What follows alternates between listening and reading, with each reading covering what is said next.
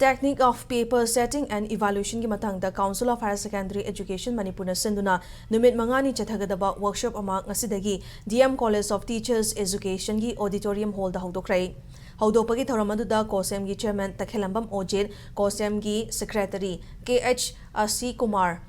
Controller of Examination Oinam Joy amadi DM College of Teachers Education ki principal Dr. RK Lokendra yauna oza kyana saruk yakhi. Pangtholiba thoram adugi matangda Cohsem gi chairman Ojitna exam da hangliba question na mahiroi gi thak wangkhat hangadoribani haibasi question sem libo oza singna ningsingba chumgani. Question semba matamda oza singna textbook fazana digest tawraga tongan balam singi board singna semliba question sing aduga changdamnaba yaba mongda semba simathok tai. Question amada tongan ba answer piba haibasi afaba question gi machat nate hangliba question adu mayek sengba changi. Question adu knowledge question la natraga understanding question la haibadu mayek seng batangai fadi haiki